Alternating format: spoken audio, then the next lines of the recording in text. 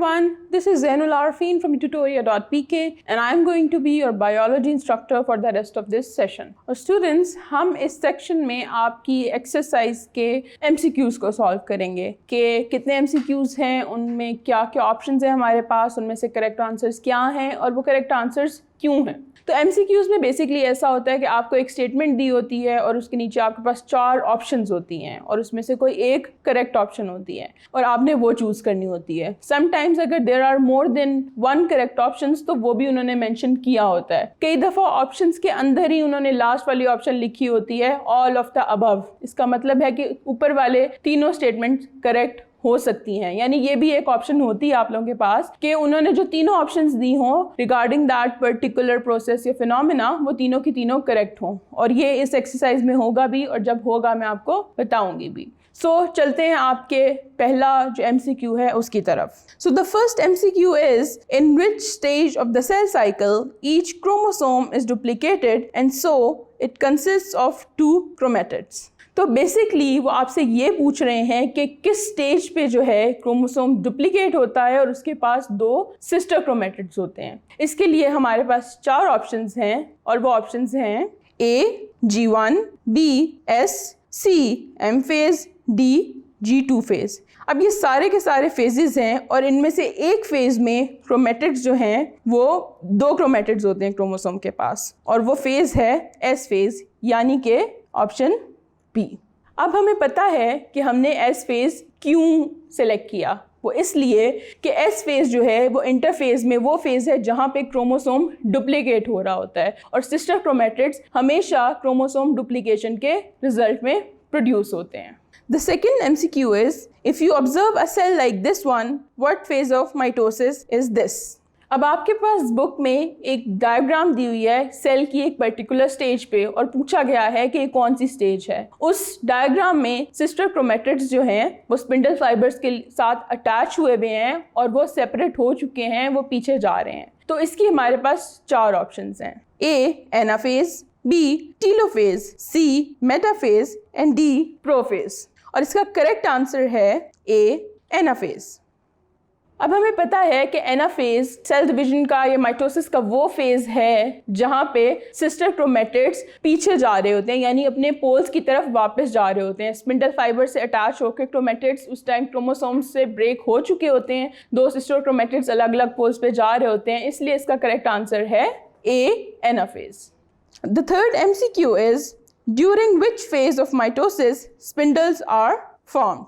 सो आपसे ये पूछ रहे हैं कि स्पिंडल फाइबर्स किस स्टेज में एक्चुअली डेवलप होते हैं या बनते हैं। इसकी हमारे पास 4 ऑप्शंस हैं A G2, B interphase, C prophase and D metaphase. और इसका करेक्ट ऑप्शन है हमारे पास प्रोफेज। प्रोफेज इसलिए करेक्ट है क्योंकि प्रोफेज वो फेज है जहाँ पे जो सेंट्रोसोम है वो दोनों पोल्स पे माइग्रेट करता है और माइग्रेट करने के बाद वो स्पिंडल फॉर्मेशन शुरू करता है, इसलिए स्पिंडल फॉर्मेशन जो है वो प्रोफेज में शुरू होती है। The next MCQ is, in which stage of cell cycle the cell is preparing enzymes for chromosome duplication? अब इसमें वो आपसे ये पूछ रहा है कि कौन सा फेज है जिसमें क्रोमोसोम डुप्लीकेशन के लिए एंजाइम बनाए जाते हैं। तो यानी आपने वो फेज चूज करना है जो क्रोमोसोम डुप्लीकेशन से पहले होता हो। इसकी हमारे पास 4 ऑप्शंस हैं and these options are A G1, B G2, C S phase and D M phase. और इसका करेक्ट आंसर है A G1 phase.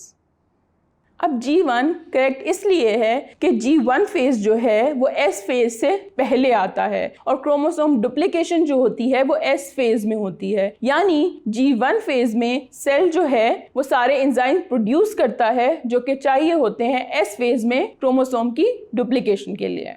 The next MCQ is, which of the following stage of cell division is very different for animals and plant cells? अब वो आपसे ये पूछ रहे हैं कि सेल डिवीजन के इन फेजेस में से कोई एक फेज ऐसा है जो एनिमल सेल और प्लांट सेल के लिए डिफरेंट है और आपने वो चूज करना है। तो इसकी ऑप्शंस है हमारे पास A metaphase, B anaphase, C telophase and D cytokinesis. And the correct option is D cytokinesis. अब cytokinesis is the right answer because जब प्लांट सेल की बात आती है तो उसके पास एक थिक सेल वॉल होती है और उसकी डिवीजन उस तरह से पॉसिबल नहीं है जिस तरह एनिमल सेल डिवाइड करता है इजीली, कि एनिमल सेल में फरोज डेवलप होती हैं और वो डीप होती जाती हैं और एनिमल सेल जो है एक टाइम पे वो पिंच होके दो उसमें डिवाइड हो जाता है। लेकिन प्लांट सेल में एक स्ट्रॉन्ग सेल वॉल की वजह से इस तरह से डिवीजन नहीं हो सकती। उसमें एक डिफरेंट मैकेनिज्म होता है साइटोकाइनेसिस का, जिसमें एक डिस्क फॉर्म होती है और डिस्क लेटर ऑन फ्यूज कर जाती है सेल मेम्ब्रेन से और डिवीजन हो जाती है। तो ये वाला जो ऑप्शन है ये डिफरेंट है, बाकी सारे एनिमल और प्लांट सेल में सेम होते हैं। The next MCQ is, prior to cell division, each chromosome duplicates its genetic material and the products are connected by a centromere and are called। अब इसमें वो आपसे ये पूछ रहे हैं कि कौन सी स्टेज में जो है सेल डुप्लीकेट होता है और उसकी जो प्रोडक्ट है वो एक सेंट्रोमियर से अटैच्ड होती है। तो आपने बहुत केयरफुली इसके ऑप्शंस को देखना है क्योंकि ये बहुत मिक्सड अप हैं और एक जैसी हैं। तो इसके ऑप्शंस हैं A sister chromosomes, B. homologous chromosomes, C. non-sister chromatids, D. sister chromatids। तो इसका राइट आंसर है D. sister chromatids। अब सिस्टर क्रोमेटिड राइट आंसर इसलिए है कि उन्होंने एंड पे एक कंडीशन दी है कि जो प्रोडक्ट्स हैं वो एक सेंट्रोमियर से अटैच्ड होती हैं। तो इसका मतलब है कि सिस्टर क्रोमेटिड्स हैं, क्योंकि सिस्टर क्रोमेटिड्स ही एक सेंट्रोमियर से अटैच होती हैं, ना ही होमोलोगस क्रोमोसोम्स अटैच होते हैं, ना ही नॉन सिस्टर क्रोमेटिड्स, और ना ही जो हमारे पास ऑप्शन है नॉन सिस्टर क्रोमोसोम्स, वो कोई टर्म ही नहीं है। सो इसलिए इसका ऑप्शन है sister chromatids. The next one is the process of mitosis ensures that। अब इसमें इन्होंने 4 चीजें बताई हुई हैं आपको कि इनमें से कौन सी चीज करेक्ट है माइटोसिस के प्रोसेस के लिए। तो इसकी ऑप्शंस हैं A. Each new cell is genetically different from its parent. B. Each new cell receives the proper number of chromosomes. C. Cell will divide at appropriate time. D. Chromosomes duplicate without errors। और इसका correct answer है B. Each new cell receives the proper number of chromosomes। अब इसका answer ये correct इसलिए है कि बाकी जो ऑप्शंस दी हुई हैं वो करेक्ट इस हिसाब से नहीं है कि माइटोसिस की वो सिग्निफिकेंस नहीं है, उसका एग्जैक्ट फंक्शन नहीं है। उसका जो एग्जैक्ट फंक्शन है कि जितने भी डॉटर सेल्स हैं और जो नेक्स्ट जनरेशन है उसके पास प्रॉपर नंबर ऑफ क्रोमोसोम्स जाने चाहिए, यानी कि वो जेनेटिकली आइडेंटिकल कॉपीज हों अपने पेरेंट सेल की। That's why we chose this option. The next MCQ is cytokinesis in a plant cell is characterized by। अब इसमें उन्होंने साइटोकिनेसिस के कुछ different processes, part of processes छोटे छोटे दिए हुए ऑप्शंस में, जिसमें से आपको करेक्ट ऑप्शन चूज करनी है। And the options are the equal division of homologous chromosomes, B. a pinching of the cell membrane to divide the cell, C.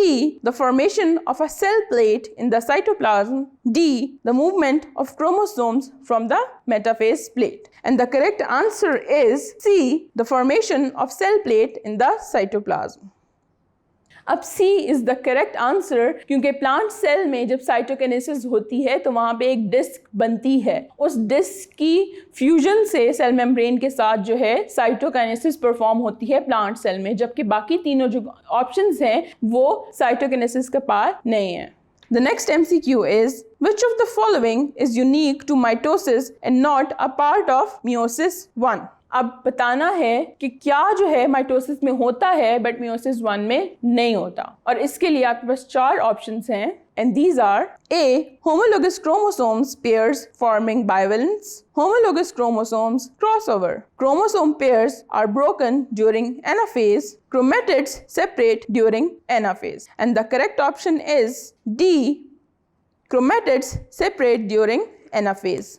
D. chromatids separate during anaphase is the right answer because जो बाकी चीज़ें हैं वो meiosis में हो रही होती हैं। क्रॉसिंग ओवर भी मियोसिस में होता है, जो होमोलोगस क्रोमोसोम्स होते हैं उनके पेयर्स बनते हैं वो भी मियोसिस में होते हैं। माइटोसिस में एक क्रोमोसोम होता है, उसके 2 सिस्टर क्रोमेटिड्स होते हैं और वो क्रोमेटिड्स सेपरेट होके वापस जा रहे होते हैं अपने रिस्पेक्टिव पोल्स पे इन anaphase. So that's why that is the correct option.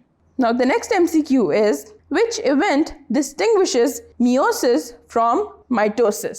अब उन्होंने इन चारों ऑप्शंस में से आपसे पूछा है कि कौन सा इवेंट जो है मियोसिस को डिफरेंशिएट करता है फ्रॉम माइटोसिस। और इसकी 4 ऑप्शंस है and these are A. Condensation of chromosomes. B. Loss of nuclear membrane. C. Formation of metaphase plate. D. Pairing of homologous chromosomes. And the correct option is D. Pairing of homologous chromosomes. And why D is the correct option? क्योंकि बाकी तीन जो top के options हैं वो mitosis में भी अकर हो रही होती हैं, जबकि ये this one is the only option जो मियोसिस को डिफरेंशिएट करती है from mitosis. The next MCQ is, in which stage of cell cycle most cell spends their life? अब इसमें हमें ये बताना है कि ज़्यादातर सेल्स अपनी जो लाइफ है वो सेल डिवीजन के किस फेज में गुजारते हैं. इसकी हमारे पास चार ऑप्शंस हैं and those are A. Prophase, B. Metaphase, C. Interphase and D. Telophase. And the correct option is C. Interphase. And interphase is the correct option because ज़्यादातर सेल्स जो हैं वो G1 फेज में अपना ज़्यादातर टाइम गुजारते हैं और G1 स्टेज जो है वो इंटरफेज का एक पार्ट है. सो इन चार ऑप्शंस में द क्लोजेस्ट इज इंटरफेज, क्योंकि इंटरफेज के अंदर ही G1 स्टेज होती है. The next MCQ is, which of the following distinguishes meiosis from mitosis? अब इसमें अगेन हमसे पूछा गया है कि क्या चीज डिफरेंशिएट कर रही है meiosis and mitosis में. की चार ऑप्शंस हैं. Those are the chromosome number is reduced. B. Chromosomes undergo crossing over. C. The daughter cells are genetically different from the parent cell. D. All of the above. And the correct option is D. All of the above. और इसकी option D इसलिए है कि ऊपर वाली तीनों की तीनों स्टेटमेंट्स करेक्ट हैं फॉर मियोसिस, और ये सिर्फ मियोसिस में होती हैं, माइटोसिस में नहीं होती. The next MCQ is, for mitosis the chromosomes of cell duplicate during interphase. When do the chromosomes duplicate for meiosis?